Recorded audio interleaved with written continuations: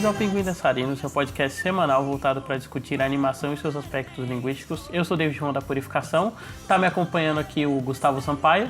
Opa! E voltando depois de um tempo sumido, o Cine Tavão. Olá, sou o Tavão do Cine Tavão. Então, como vocês já viram pelo título, a gente vai estar falando hoje sobre a nova entrada na franquia Mestres do Universo, né? Mestres do Universo Revelação, mais sobre o título logo depois da vinheta. Na história de hoje, vemos Helena tomando uma poção mágica pensando que isso a ajudaria. Bem, ela descobriu que não existe nenhuma poção mágica. E sabem de uma coisa? Não existe nenhum remédio mágico também. Sempre que aceitarem algo de qualquer pessoa, exceto seus pais ou médico, vocês estarão correndo um grande perigo, pondo em risco a sua saúde e a sua vida também. As drogas não fazem problemas desaparecerem. Elas só causam mais problemas. Então, o He-Man ele tem uma origem curiosa, né? Na verdade, ele era um brinquedo da Mattel e eles fizeram uma animação pra acompanhar. E eu não sei vocês, assim, mas quando eu olho pro design original dos personagens e eu volto pro desenho mesmo animado da época, né? O primeiro He-Man, o Mestres do Universo, eu consigo sentir muito que, tipo, a animação ela girava em torno de fazer o contorno do boneco, sabe? Tipo, o próprio design dos personagens mesmo na série, esse negócio deles terem umas linhas bem marcadinhas, assim, onde seria, tipo, a curvatura do boneco e umas coisas mais fáceis de animar. Até a animação, ela ser meio travada, tipo, Sim. Apesar disso ser uma limitação, né, da época e do orçamento que a animação tinha, dá quase um aspecto de você tá vendo os brinquedos andando na tela. Não sei se vocês sentem muito isso, assim, com a série original. É que eu também já quero aproveitar e perguntar qual que é a relação que vocês têm, assim, com a série original do He-Man. Eu via muito He-Man, mas é uma coisa engraçada, porque tipo, eu não era um fã de He-Man, assim. Era mais aquela coisa de criança ali, tá passando na TV e eu assistia. E eu acabei tendo uma relação maior com as outras versões, assim, que eram um pouco mais elaborado, né? Tinha mais camadas, assim, os personagens. E a classe, ela até virou meme hoje em dia, né? Ela é um negócio tão anos 80, né? Parece que ela tá presa naquele período mesmo. Nesse período dos estilos que tinha na época, de fazer a animação, né, para vender o brinquedo. Era uma coisa normal e tal, só que tipo, o único que parecia realmente na estética que eles querem vender um brinquedo era o He-Man, né? Mas eu tinha uma certa afeição pelo universo. Eu achava o universo interessante, apesar de eu nunca me divertir realmente com os episódios. Cara, então, o meu é um pouco parecido com o Tavão. Eu assistia basicamente porque era o desenho que tava passando na época, se não me engano, passava na Globo. Eu sempre achei horrível, assim, tipo... eu realmente não curtia, não, assim, eu achava bem zoado, assim, tipo, porque, claro, eu nasci em 99, então... né, na época já era um desenho velho e eu acho que apesar de terem desenhos velhos que eu assistia na época e gostava, né, Tom e Jerry, o próprio Pica-Pau, por exemplo, eu acho que essa pegada do He-Man ser uma animação muito barata, sabe, tipo, era muito limitado, então eu já achava meio chato, assim, de se assistir, era meio bobão, mas com o passar do tempo eu sempre achava interessante alguns aspectos, assim, sabe? Tipo, ele ser meio uma parada meio medieval, com sabe? Tipo, eu curtia isso, o fato de ter um tigre, assim, tipo, eu achava isso criativo, mas achava... E tu, David? Cara, então, puta, quando eu era mais novo, a minha referência do He-Man era o He-Man, tipo, reboot lá de 2002, né? E aí eu vi o pessoal tirando sarro do desenho do He-Man, né? Na época sempre tinha aquelas piadinhas homofóbicas, que o He-Man é o desenho de gay e tal. Só que, tipo, eu não entendia, porque a versão que eu tinha visto primeiro do He-Man era essa mais séria, sabe? Tipo, de uma trama mais seguida. Pra mim era tipo, sei lá, o desenho da Liga, sabe? Tipo, de ser um desenho sério que eu tava vendo, sabe? E aí eu não entendia. Aí depois, acho que foi na Record ou em algum outro canal que eu finalmente vi o original, assim. E eu falei, nossa, cara, que desenho... Tipo, eu não conseguia curtir, sabe? Tipo, isso que o Gustavo falou de gostar do design. Cara, eu sei que, tipo, deve ser um comentário quase anacrônico, né? Se bem que não, que o He-Man é após isso. Mas eu achava muito ele igual o Thundercats, sabe? Isso de ser medieval, de tecnologia e magia. Aí eu achava, tipo, ele genérico do Thundercats, a animação eu achava estranha, sabe? Tinha cenas que o He-Man ia correr, eu ficava agoniado. Nossa, cara, eu não curtia muito o desenho do He-Man, não. Hoje em dia, olhando, né, em retrospecto, tipo, a gente consegue associar ele muito mais como um produto de sua época, né? E entender o He-Man também como uma peça quase revolucionária, assim, pra animação, né? Tipo, a gente tinha passado pelo... A gente não, né? Porque foi nos Estados Unidos.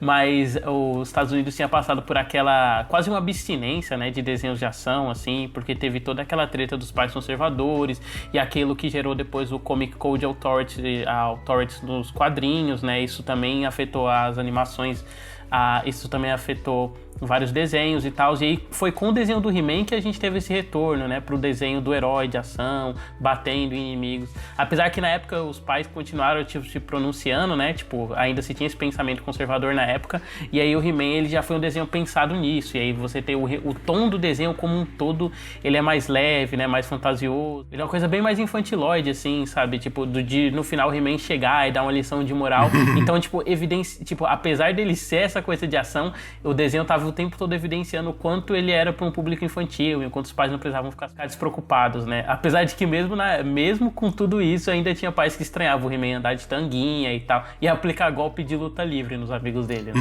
Nos inimigos dele, no caso. Não, e o mais louco é que você falou, né? Isso trouxe de volta esse tipo de coisa de ação e que vai culminar de uns anos depois ter a série animada do Rambo, né? Sim. Se tem uma coisa que não tem a ver com criança, é o Rambo. E, tipo, os caras mandam o desenho do Rambo, é sensacional, assim, anos 80 é qualquer coisa. Teve do Robocop também, pelo que eu me lembro. Tem sim. Tipo, no programa do Animatrix, a gente dá uma comentadinha, né, nesse efeito de transmídia, porque, isso claramente é uma peça comercial, e você querer abocanhar dois públicos, né, tipo, além do público adulto, que é quem iria assistir esse tipo de filme no cinema, você transforma em animação umas coisas que tem zero chance de fazer sucesso, tipo, por ter essa pegada de terror ou estranha, assim, e mesmo assim você vende pra criança, tipo, sei lá, o desenho do Monstro do Pântano, que teve também. Se bobear, eu posso estar dando a impressão errada, mas teve desenho do Exterminador do Futuro, Acho não que teve? Tipo, o desenho eu não lembro exatamente, mas boneco teve pra caramba também. E, tipo, é um filme violento que ainda tava se vendendo pra criança, né? O Rambo, ele faz sentido porque é muito fácil de criar brinquedo em cima do Rambo, né? Porque ele é um boneco genérico sem camisa, aí você faz arminha, faz faca, e aí você pega qualquer brinquedo genérico, coloca lá Rambo e vai vender. E nessa época que os filmes do Rambo, né, essas sequências faziam sucesso, você já tinha outros brinquedos com essa pegada militarista, né? Tipo G.I. Joe também. São muito bem parodiados naquele filme lá do Pequenos Guerreiros. Isso. Que são muito bem parodiados lá. Essa questão de militarismo se manifestando nos brinquedos de criança. Pelos poderes de Grayskull.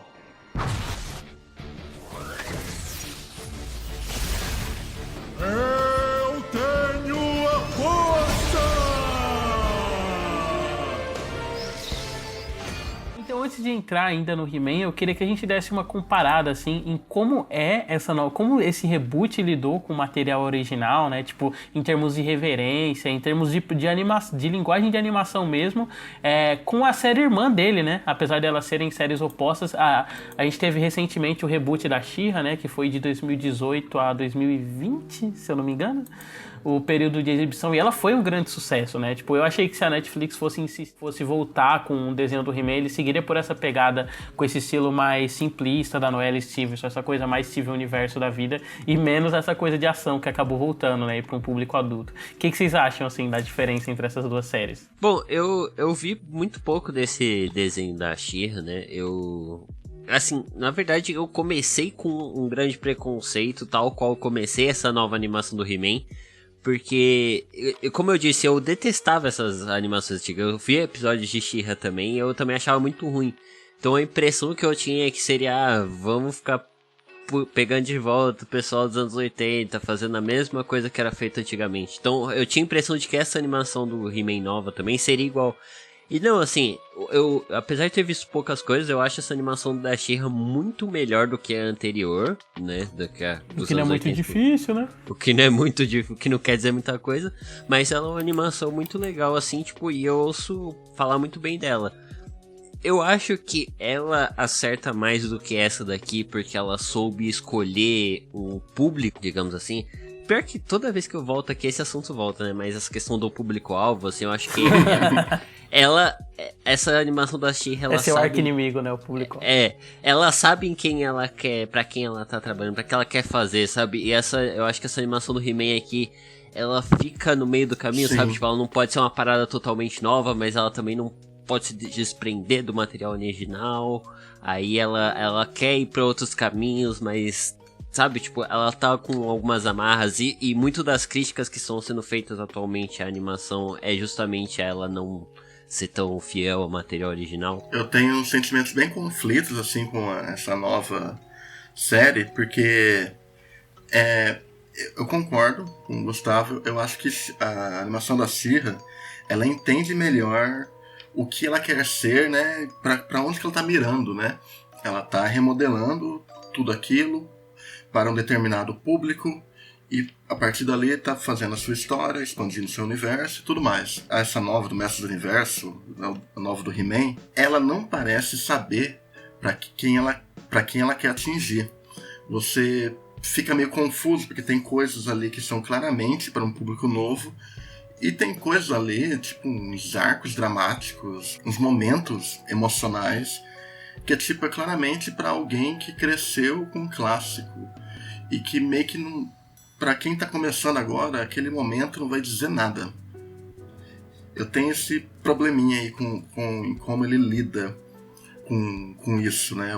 A nova série do He-Man. Então, tipo assim, isso vai ser consenso aqui que a série que o reboot da She-Ra se sai 10 vezes melhor, né? Apesar de eu ter muitos problemas, assim, com a primeira temporada da She-Ra também. E muitos dos problemas que eu também acho que tem no Mestre do Universo. Só que eu acho que, vocês comentaram que a série meio que ela é indefinida, assim, o público pra quem ela tá falando, mas eu acho que na verdade ela é bem definida, assim. Eu acho que um problema dela, na verdade, é em relação a se desprender ao material original, mas na verdade em relação ao tom, sabe? Porque, como a gente comentou, o programa original, ele tinha essas não só as limitações estéticas, né, mas ele tinha as limitações da época, e como o público enxergava isso, né, tipo a questão do conservadorismo, e aí o desenho ele tinha que assumir esse tom mais bobo e farsesco.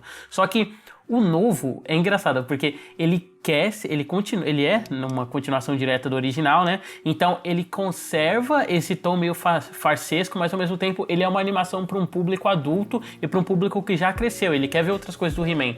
Então, tipo, ao mesmo tempo que ele tem esses elementos do tom farsesco, isso sempre se choca muito com esse tom mais sóbrio e de uma narrativa mais contemporânea, Sim. sabe? Tanto que, por exemplo, uma coisa que eu gosto é a ausência do... Já entrando, né? Mas depois a gente volta. Eu gosto, por exemplo, a série assumir essa ausência do He-Man e Etérea, tipo, ganhar essa cara diferente, sabe? Eu acho que, tipo, meio que transforma o He-Man meio que num Superman de Etérea, sabe? De que ele é uma presença, ele gera esperança. Com ele as coisas têm um clima diferente, sabe? Tanto que os flashbacks da Teela com o He-Man fazendo piadota e tal, pra mim é exatamente isso, assim. E eu acho que legal isso que você falou mencionando sobre esses flashbacks. Eu acho ele traz um tom que eu acho interessante, porque, tipo assim, é uma forma que a própria animação tem de remeter ao clássico, é justamente durante os flashbacks. E, por exemplo, no primeiro episódio, enquanto o He-Man ainda tava ali, você vê que a estrutura de episódio ela é muito parecida com a estrutura de episódio dos episódios antigos, né? Você, tipo, tem momentos ali em que, basicamente, pra você saber quem é quem, por conta até de um redesign, eles ficam falando, aqui tá fulana, e aí fulana aparece, aqui é não sei quem, e tipo, ele é uma parada até meio, até boba assim, mas ele remete muito a isso, sabe? E aí, no final ele corta, sabe, tipo, aí pra mostrar realmente que, isso aqui é uma parada diferente. Porque, enfim, né? Acho que a gente ainda não vai entrar nessa parte, mas ele, diferente da animação antiga, que eram coisas assim, mais episódios fechadinhos, né? O He-Man tá com um problema, ele vai resolver o problema, e aí tem um plano do esqueleto, He-Man, não sei o quê. E pra terminar com a lição de moral besta que ele vai falar, não, porque você tem que ser confiante, e campeões não usam drogas, esse tipo de coisa. Campeões não usam drogas. Se um adulto te tocar, avise para um outro adulto de confiança, de preferência os professores. Não aceite adultos te tocando. É tipo um negócio assim, sabe? Então era muito uma... Ele tinha uma formulinha assim por episódio, eram mais casos isolados assim.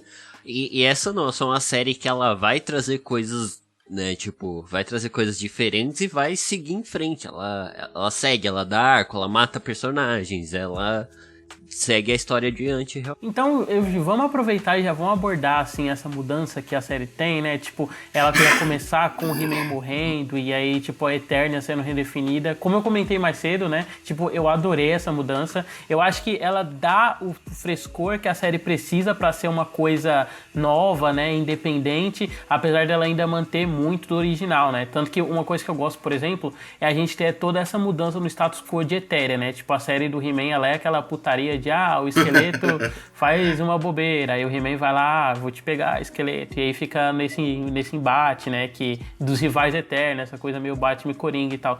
Só que aqui, tipo, a gente já começa, né, com essa cartada final do esqueleto e com a morte tanto do He-Man quanto do esqueleto, e aí a Etéria, tipo, ganha uma outra cara, assim, tipo, a coisa ganha um ar mais melodramático, né, a intriga palaciana, o pai da Tila, ele é o mentor, né, ele é expulso de Etéria e tal, e aí, tipo, o conflito que se desenrola é quase do Rise by the Wolf, sabe? De como a fé se manifesta nessa sociedade em que existe a tecnologia e como essa tecnologia ela entra em contraste com a fé, né? Tanto que durante o primeiro e segundo episódio tem muito disso, né? Do pessoal tá afirmando, não, mas a gente tem magia. Aí a Tila vai lá e fala, não, mas a gente tem tecnologia. Sabe quem construiu minha lança que eu usei pra derrotar o cara? Não foi magia, foi tecnologia, foi um homem e tal.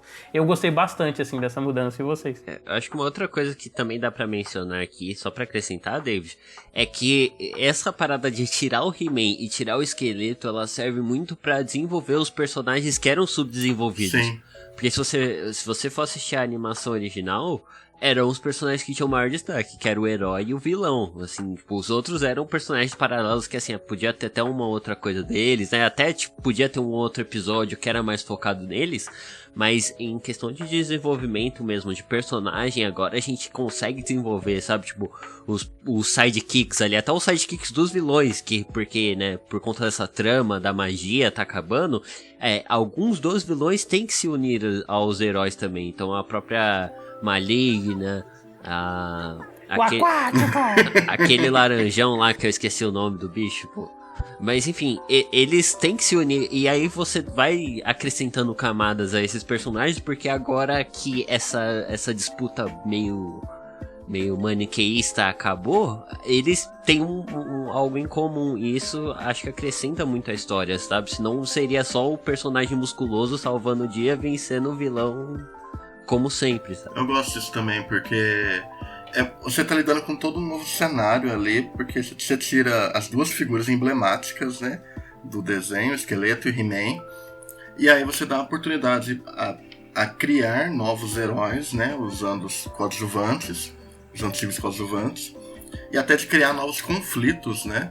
Eu acho muito legal o conceito que eles começam a introduzir. Acho que ele se perde um pouco, né? Mas eu acho legal o conceito daquele culto da tecnologia. Eu acho que aquilo é um plot muito interessante. Sim, nossa, eu também gosto bastante dessa parte. E assim, já indo quase pra parte de spoiler, né? Mas tipo assim, eu também fico triste que isso foi abandonado e que aparentemente a segunda metade não vai seguir por esse lado. Porque eu achei que isso deu realmente uma outra camada, assim, pretéria, sabe? Tipo, deixou ela uma terra mais palpável. Sim. E tal. E com personagens mais emocionalmente complexos e com tramas que elas têm mais relação com o mundo, sabe? Essa questão muito da idolatria e da fé e tal. Tem uma galera que, tipo, a galera que era a secla do esqueleto, né? Eles são quase tipo uns crentes que não aceitam assim, que a religião acabou, sabe? Essa busca deles pela magia e tal. É muito legal essa parte. Então, né, aproveitar que o Gustavo já citou aí os personagens, o que vocês acharam dessa mudança, né? Tipo, vamos começar falando primeiro do He-Man e do esqueleto, né? Porque eles são os que não mudaram, apesar dos dois últimos episódios a gente tem um vislumbre de uma coisa diferente, sim, né? De personalidade pro Adam e tal. O esqueleto continua sendo esqueleto, né? Tipo, ele tá lá aprontando peripécias, dando risadinha e matando pessoas. Agora no desenho mais 18, então ele realmente pode matar, né? Os coadjuvantes. E ainda com o Mark Hamill na voz. Nossa, isso é muito foda, inclusive. Cara, eu acho que um detalhe que é muito legal que assim, eu só fui perceber isso depois do primeiro episódio, é claro, né?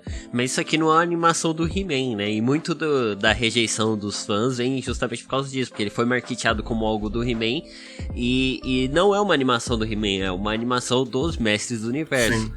E a protagonista da história, embora a história ela ainda gire muito em volta do personagem do He-Man, do Adam, é a Teela, né? Que era uma personagem secundária na animação anterior, e assim... Pô, eu acho ela uma personagem muito mais interessante do que o He-Man, assim, tipo...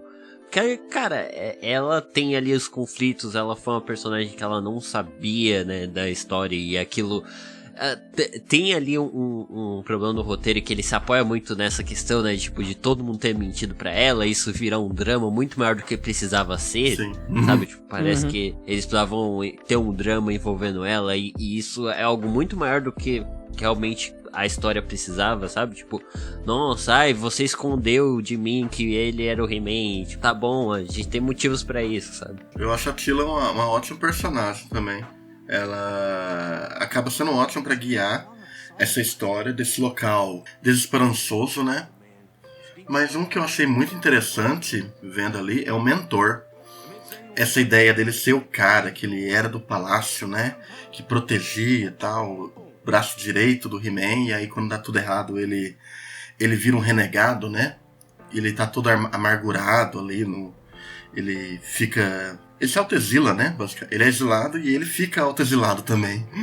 Eu acho que dá um caráter muito bom pro personagem. Então, eu também gosto bastante dessa mudança do mentor, né? Tipo, falando um pouquinho sobre o Adam e o esqueleto, eu gostei que, tipo assim, né, aqui a gente percebe que vai virar uma coisa diferente, assim, um retrato do Adam principalmente, Sim. né? Porque, tipo, no primeiro ele tem aquela coisa mais simplista, né? Ele simplesmente se transforma no He-Man e tal. Além do drama que tem com a Teela, né? De isso ser uma coisa meio que identidade secreta de super-herói, da pessoa ficar incomodada e tal. Eu gosto que, por exemplo, quando ele vai pro paraíso lá, que é Pretéria, né? Tipo, eu gosto do fato dele escolher ficar na forma de Adam e não de He-Man, e a gente, tipo, passar o resto do episódio com 50 He-Man, sabe, em tela. Sim. Porque eu acho que isso é o tipo de batida de personalidade que o personagem vai passar a ter, sabe? Tipo, de deixar de ser só o personagem que tá lá e resolve as coisas e ganhar uma personalidade, né? Tipo, ainda que a gente não veja nessa primeira parte. Cara, a Teela eu gostei bastante também, apesar que eu acho que, assim, a construção do medo dela, isso é engraçado, porque, tipo assim, a série, ela depende de um conhecimento prévio que você Sim. tem, né? Em relação aos personagens, a criação de mundo, com a série original. Só que, tipo, ao mesmo tempo, a série original, ela não era preocupada com essas coisas. Então, acaba que quando eles ficam voltando pra esse drama da Teela e dela não saber, assim como os pais do Adam, né, quando expulsam o cara, tipo, você entende o porquê que aquilo tá acontecendo, mas você não tem muito como sentir o peso daquilo, né? Porque, tipo, é só uma relação que ela supostamente se deu previamente, mas na versão prévia isso não era uma coisa importante. Então, acho que eu entendo também o que o Gustavo não curtiu, porque eu não chegou a me incomodar, entendeu? Mas eu fiquei, tá bom, a Teela ficou chateada com esse negócio do Adam. Tanto que eu gostei mais quando o pessoal, no fim, naquele episódio do inferno, né? Eles transformaram isso em outra coisa, sabe? Num medo dela, das pessoas no meio que não acreditarem nela e dela não aceitar o próprio destino e disso tá sendo negado pra ela. Isso eu achei bem mais interessante, assim, do que só esse lado do He-Man, das pessoas estarem mentindo pra ela. Agora, tipo, cara, é incrível, né? O que essa série consegue fazer, porque os personagens, eles eram muito uma coisa unidimensional, Sim. assim, na primeira série, né? Que estavam lá pra fazer piada. E, tipo, poxa, a Maligna mesmo, cara, ela virou uma personagem complexíssima, né? Ela tem toda essa questão dessa dependência emocional com o esqueleto que ela supera pra no final ela voltar com isso, sabe? Mesmo depois dela ter passado por tudo aquilo com o corpo, que puta, cara, achei muito legal. Assim. Inclusive, se eu não me engano, quem dubla ela é a Cersei, não é? Do Game of Thrones. Aliás, quem faz o voice acting, né? É a Cersei. Inclusive, é muito legal, cara. Assim, uma outra coisa que eu queria aqui questionar, porque isso aí também é uma polêmica, né, do pessoal chorão aí da internet, o que vocês acharam do redesign dos personagens, assim, né? Porque não só teve ali uma tradução de alguns, né, por exemplo, o He-Man, porque, enfim, não iam fazer o personagem com o cabelo Chanel ridículo, fora da animação antiga, mas todo mundo ali teve alguns. Vocês curtiram e tal? Primeiramente, o He-Man, eu acho que ele é o que você mais vê, o redesign, assim, pelo fato que parece duas pessoas diferentes, né? O He-Man e o Adam. E o Adam tem um... Eu gosto desse design que colocaram, esse design frágil, né? É muito uma coisa de, vamos dizer assim, Bruce Banner e Hulk. Nossa, ele parece quase um personagem de anime shoujo. Sim, inclusive. ele parece muito um personagem Souza. E eu acho que isso faz a gente entrar mais nessa ideia do personagem, né? Dele realmente virar um herói descomunal. Quanto os outros personagens, assim, eu acho que ele fica mais rebuscado, o design, assim. Aquele Homem-Fera, eu acho bem interessante. O Mentor é bem próximo, é só uma versão mais, vamos dizer assim, adulta, né? Por assim dizer, né? Do Mentor. Mas eu gostei muito de como as personagens femininas. Eu acho que foi um redesign bem interessante, assim. Os músculos, né? Colocam nelas, a própria vestimenta delas, né? Tem uns detalhes bem interessantes. O meu problema mais com animação mesmo. O design eu acho legal. Eu vou puxar o gancho do Tavão, então, porque, tipo assim, eu também gostei das personagens novas, né?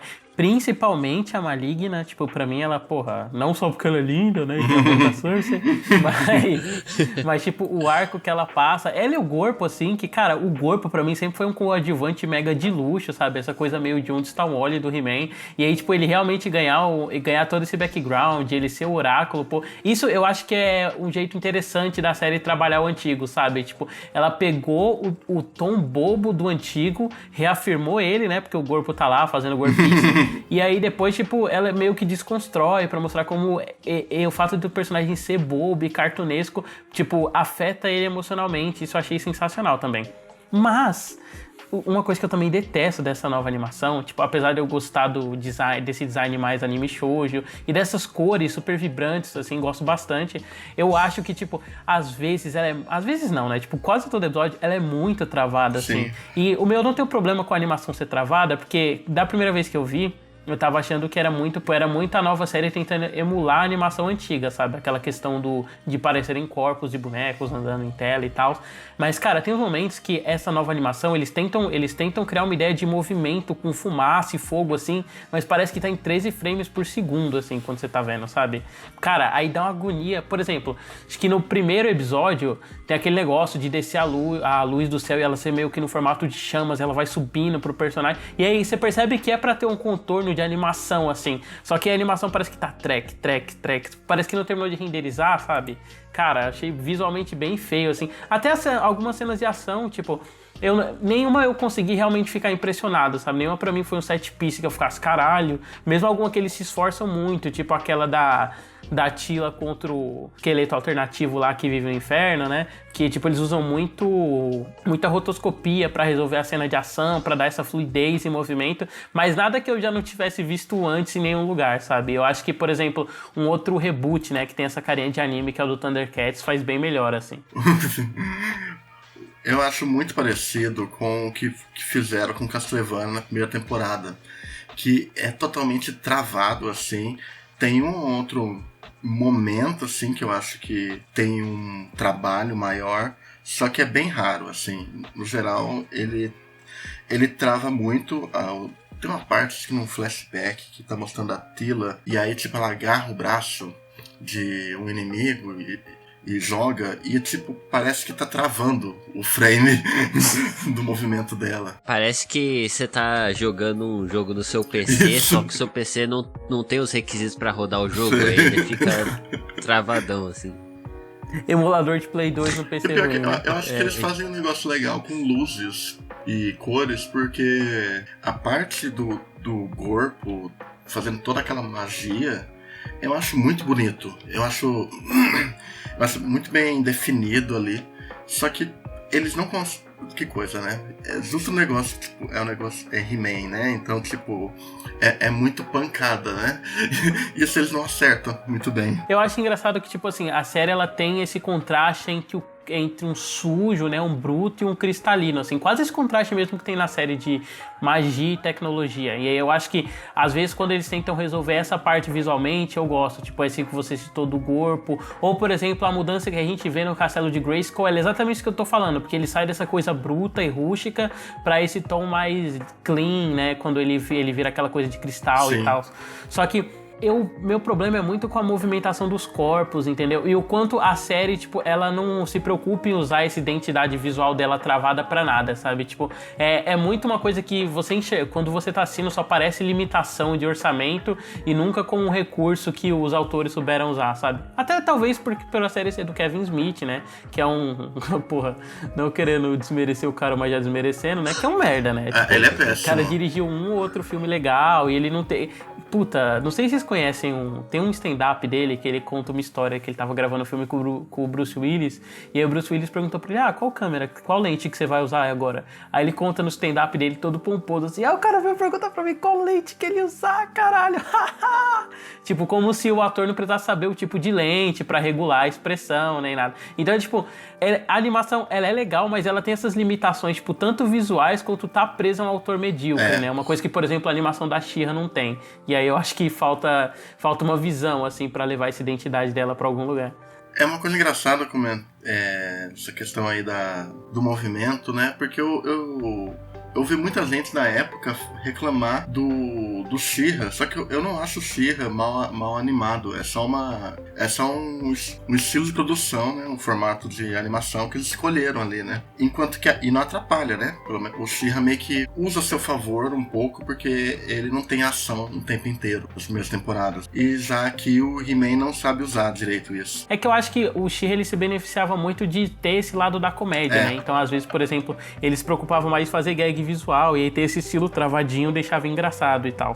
Tanto que eu lembro que, por exemplo, pra mim, quando eu tava assistindo She-Ra, eu também estranhei, porque que o piloto, né, que era dividido em duas partes, era tão melhor animado assim que o resto da série, mas depois eu entendi que a série tinha essa proposta visual mesmo, sabe, de fazer essas gags do personagem meio que saltando de um frame pro outro também. Então, pra mim, assim, tudo bem. Sobre a parte do visual, tem uma parada que eu achei muito legal, assim, visualmente, que é o momento da transformação, né, que tem no primeiro e no último episódio, que eu acho que, cara, vira aquele show de cor, vira uma parada mega colorida, assim, a cor saltando, um negócio vivo, assim, sabe? É quase a transformação de Guerreira Marro Shoujo, de começa a trilha sonora sobe, é um momento legal, né? Porque só vai ter poucos durante a série, e aí eu acho que justamente por conta disso eles dão uma... Mas assim, você falando de orçamento, David, eu vejo também que tem muita coisa na série que é decisão meio que de orçamento mesmo. Por exemplo, se os nerdola tão rasgando coelho por causa do cabelo da Tila, por exemplo...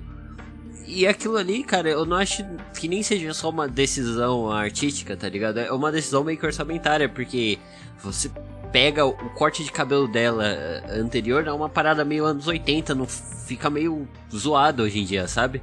E aí você vê, por exemplo... É até mais fácil de animar, tipo, pra animação antiga que era ainda mais travada, né? Você ter um cabelo fixo que tava preso era muito mais tranquilo, tá?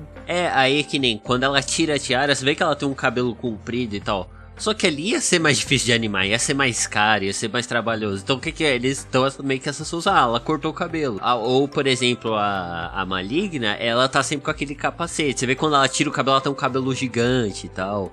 Então assim, as personagens com cabelo maior, elas não aparecem tanto dentro de tela, como a feiticeira, por exemplo.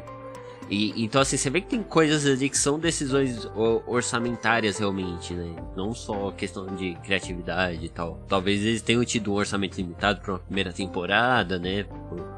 Igual como o Tavão mencionou, Castlevania na primeira temporada ele é muito mais limitado até nesse sentido, então talvez seja isso, sabe? Tipo, meio que eles testando e tal. É o que eu espero também, né? Eu espero que melhore. Não, e eu até acho que essas mudanças, por exemplo, essa do cabelo, são melhor justificadas. Tipo, a gente é apresentado meio que é uma nova Tila, né? Quando ela deserda e vai fazer as coisas dela. Então, tipo, ela mudar o cabelo acaba sendo bem significativo pra ela. Agora sim, tipo, apesar, tipo, a gente elogiou, né, os personagens tipo a Maligno, o Mentor, o Gorpo, né? Pô, o Gorpo virou um personagem de verdade, pra mim isso é inacreditável. Só que assim, cara, uma personagem que eu tô pegando raiva, assim, que eu tava pegando enquanto tava vendo, né, é a Andra. Porque, tipo assim, no começo parece que a série vai ter toda uma dinâmica legal, né, tipo, meio que de quase buddy movie, sabe? De ser esses amigos fazendo coisa, aí eles começam a se rechear de coadjuvantes pras duas, assim. E pra mim tudo bem, tipo, quer ter 50 personagens, tem. Só que, cara, a maioria dos episódios depois que os outros coadjuvantes aparecem, ela fica muda, cara, em todas as cenas, sabe? Sim. Tipo, aquele com o pai da Attila mesmo, tipo, o pessoal tá conversando na cabana, tá todo mundo soltando alguma coisa, falando alguma coisa, e ela não fala nada, sabe? Ela e a criatura burra, aí, tipo, me incomoda ter dois personagens que são dois posses na cena, sabe? E não tô acrescentando nada pra aquele diálogo ali. Ai, cara, pior que é complicado. Tipo assim, ela não é uma personagem que chegou a me incomodar, assim, eu acho que ela tem um design legal, assim, sabe, visualmente é legal, mas é qualquer coisa, assim, sabe, tipo, ela não tem, enquanto personagem, assim, tipo, de ação, então ela não é uma personagem muito interessante, ela, sei lá, ela é meio empolgada, assim, sabe, com as coisas, também eu não acho que ela, assim, se ela existe, sabe? Não, mas pra você ver, eu acho que, por exemplo, é isso que eu acho mais foda. Tipo, cara, o Aquático, caramba, dublagem de personagem em português. Ele só apareceu, tipo, em, sei lá, 15 minutos no episódio. Tipo, a série se preocupou em dar todo um background pra ele, né? Esse conflito novo dele, querendo ser o mestre do oceano e, tipo, ter deserdado do esqueleto e tal. Aí a Andra é pior, porque, tipo, a série primeiro ela ensinou que vai ter um romance entre as duas e já fica, legal. E, tipo, ela é uma personagem que, quando ela é apresentada de jeito legal. Tipo, ela tem esse outro lado divertido que a Attila não tem, entendeu? Só que o meu problema é só com esse apagamento que a própria série vai fazendo com a personagem, assim, não sabendo o que fazer com ela, sabe? No começo ela parece bem promissora, assim, toda a dinâmica que ela tem com a Attila, o humor que ela traz, só que, e essa empolgação, né? Só que aí depois ela vai cada vez mais sumindo, tipo, ela nem vira um alívio cômico, assim, ela até para de ter seus momentos ali e de repente a história fica inchada, né, também, né? A história começa a ficar inchada de personagem e aí ela é esquecida. Sabe o que me lembrou também? Me lembrou muito no começo das duas, lembrava a dinâmica da Xena com a Daniele. Nossa, sim, eu pensei nisso quando eu tava assistindo. Era muito igual, cara, até porque, enfim, né, hoje em dia, assim, tem o pessoal que shippa os personagens e tal, e aí fica meio que nessa parada de será que rola um romance, será que não é, assim, sabe? Então... Ah, mas no She-Ra era, hein? No She-Ra as duas são crucificadas juntas e a Gabriela... No She-Ra. Não, no She-Ra também, né? She-Ra também. Tem beijo, inclusive. Mas no Xena, tipo, as duas são crucificadas juntas e a Gabriela fica, eu te amo, Xena, que não sei o que lá. Tipo, Mas é foda. Até porque eu acho que, por exemplo, quando o Adam volta pra série, e aí, né, spoiler se você não viu, tipo, porra, mas também, né, 5 episódios não viu ainda, que é verdade. Mas, tipo, o Adam volta pra série, aí parece que a série, ela muda de novo a dinâmica, e aí meio que vira um romance, e meio que é entre ela e o Adam. Não sei se vocês sentiram muito isso, sabe? Mas toda a cena que os dois estão juntos, tem muito essa dinâmica de um meio que completar o outro, que era o que a Andra tinha no começo com ela, e agora com o Adam de volta, parece que isso voltou com o Adam, sabe? Eu gosto do momento que ela tem com o Adam, dela, tipo, assim, tá certo que essa coisa aí que já reclamam aqui, né, de ser tudo a respeito, né, dele ser o He-Man e não falar pra ela. Mas eu gosto daquele momento que ela tem com ele, que ela tá jogando na cara dele e tudo mais. E só que aí eu acho que eles tentam muito reposicionar um romance e eu não sei se é a melhor atitude para os personagens. É só vocês falarem isso, porque eu não tava vendo como romance, assim, eu via mais como uma amizade, apesar de, tipo, eu acho que seria melhor como amizade, inclusive, então... eu realmente não enxerguei isso, sabe? Até porque eu tava com isso na cabeça de ser a outra personagem, a namorada dela e tal.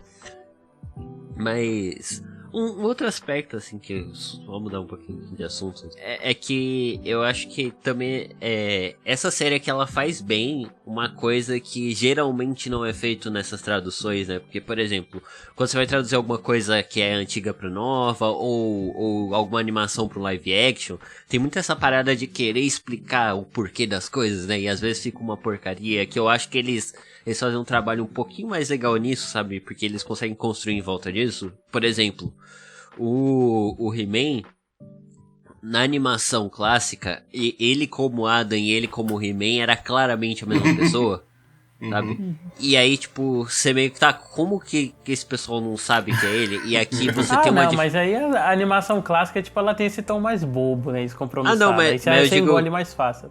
Mas aí, tá, quando foram traduzir pro atual, não só tem a questão dele ser um cara magro, baixinho, que tipo, não, esse cara aqui não é aquela pilha de músculo gigante, ele é um cara que é tipo 1,50m, 1,60m e o outro tem 3 metros de altura, sabe?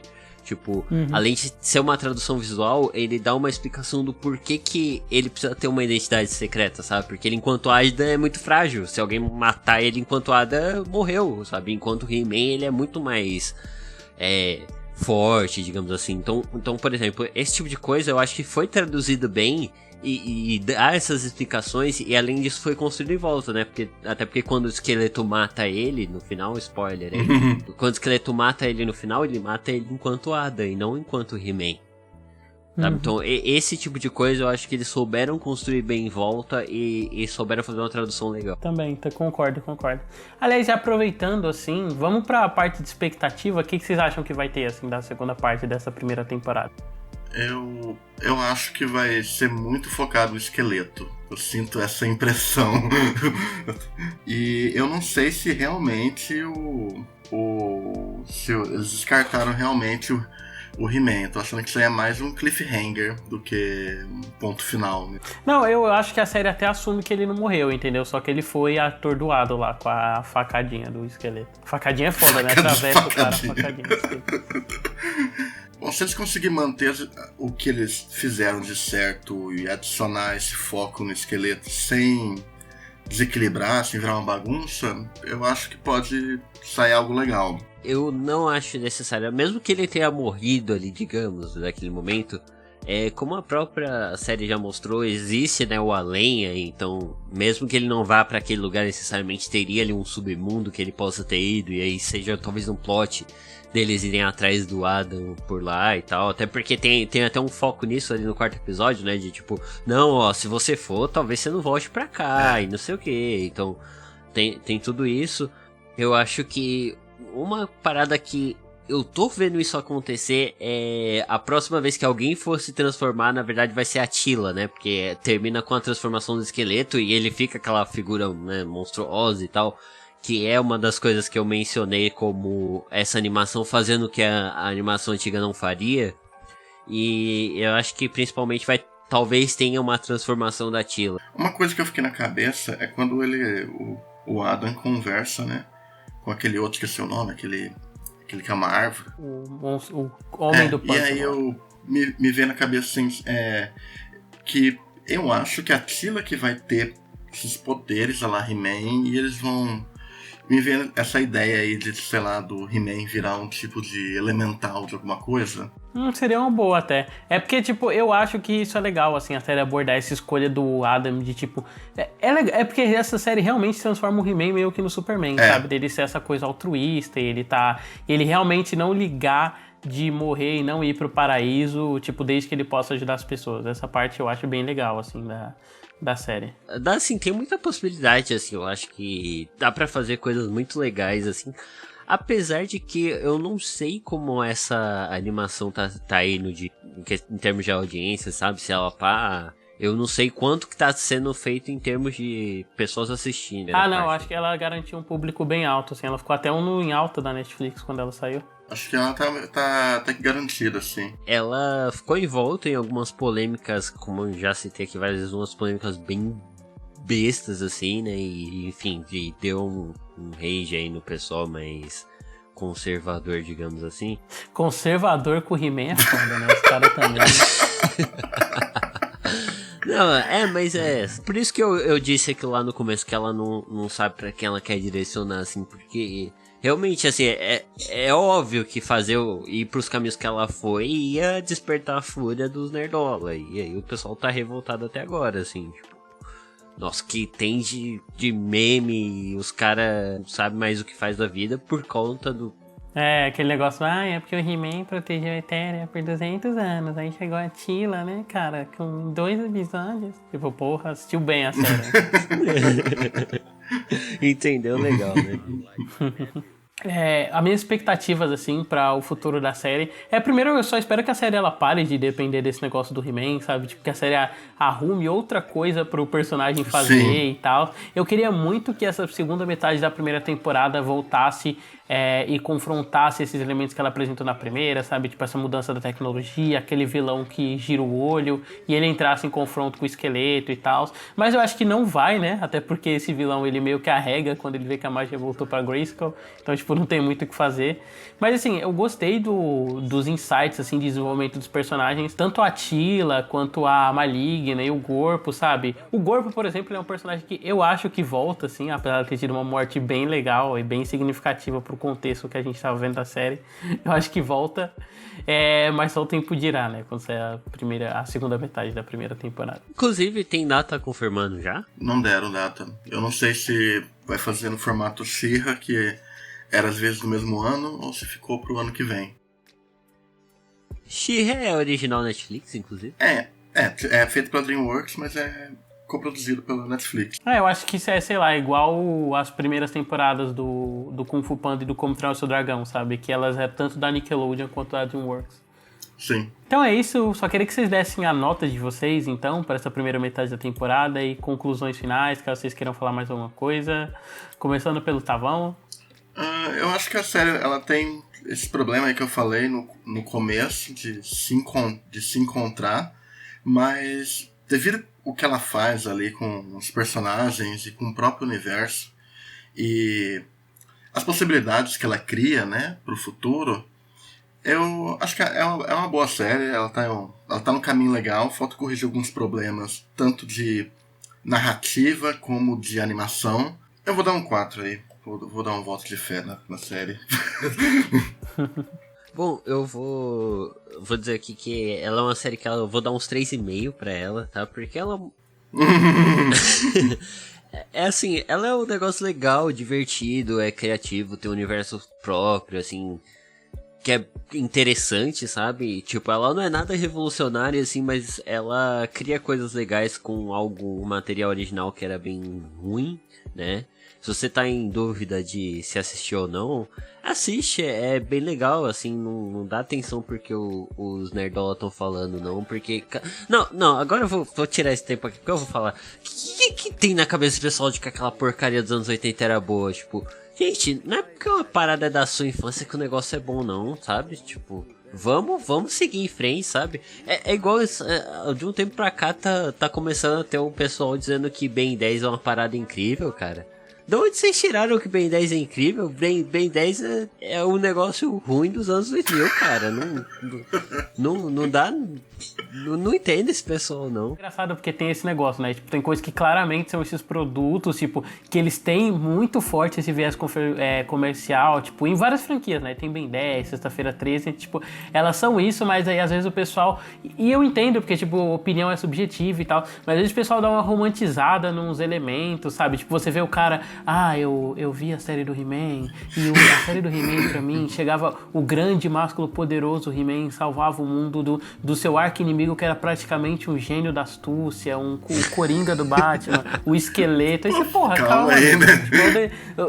Nem o desenho se leva tão sério. O esqueleto dava cambalhota, gente. Calma aí. Tipo, cara, o He-Man, assim, acho que a gente até não abordou isso aqui no episódio, até trazendo um pouco atrás daqui, mas tipo assim, porra, era um desenho que foi encomendado pra vender os bonecos, tá ligado? Porque a Mattel não ia usar o Conan porque era muito violento, tá ligado? Tipo... É isso, gente, não é... O exemplo que eu usei do Ben 10 é exatamente a mesma coisa. O Ben 10, você vê o design dos bichos, é tudo genérico, sabe? Pra vender boneco, é desenho de boneco, porra. E os caras vêm querer me botar umas interpretação louca aí. Não dá não. Ah, cara. Inclusive, arrisco dizer que a primeira versão do He-Man é a pior, hein? Não, mentira, porque tem aquele New Adventures of He-Man que é a mesma coisa. Nossa, esse é horrível, nossa. Eu acho que eu vi alguma não coisa. Não vejam esse. Puta, acabei de... Nossa senhora, acabei de ver. É horrível. Cara, esse He-Man... É foda, tipo, pegaram e transformaram em genérico de G.I. Joe, né, cara? Negócio inacreditável. Pegaram uma coisa genérica e deixaram mais...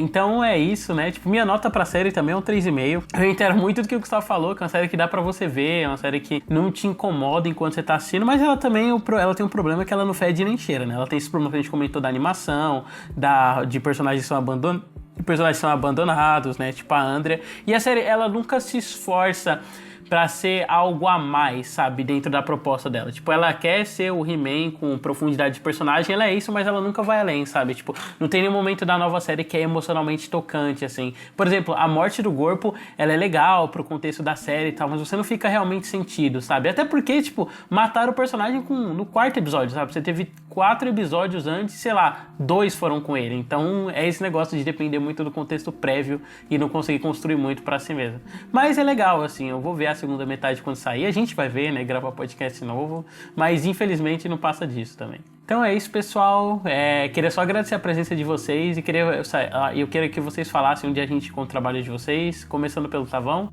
Vocês podem encontrar meus trabalhos ali no canal Cine Tavão e procurem ali nas arrobas Cine Tavão, você vai encontrar eu no Twitter, Facebook, Instagram, e é isso. Gustavo. Bom, eu tô lá no meu podcast, o Fita Errada, né? Eu lá pra falar sobre filmes, jogos e música. Em breve o David estará lá. Assim espero, né? Escuta esse papo que faz desde o ano passado aí. E basicamente é isso. Pode me encontrar também no Twitter como @GustavoSamp007. Lembrando que as redes sociais do podcast você encontra como pinguim.dançarino no Instagram. Só pesquisa Pinguim Dançarino no Twitter que vai ser o primeiro perfil a aparecer, porque eu ainda não consegui mudar o arroba, e o arroba é difícil pra cacete de falar, que tipo Pinguim Dan 2 alguma coisa. As minhas redes sociais você encontra como David R da Purificação, é DEIVID, tanto no Letterboxd quanto no Twitter e no Instagram também, se quiser ver o trabalho que eu faço com fotos. E lembrando que eu sou convidado fixo agora do Horror no Ar, então tipo, se você quiser me ver defendendo a franquia Hora do Pesadelo, além do Videodrome do David Cronenberg, vai estar lá no horror.noar. Então é isso, pessoal, até semana que vem com o próximo episódio. Tchau.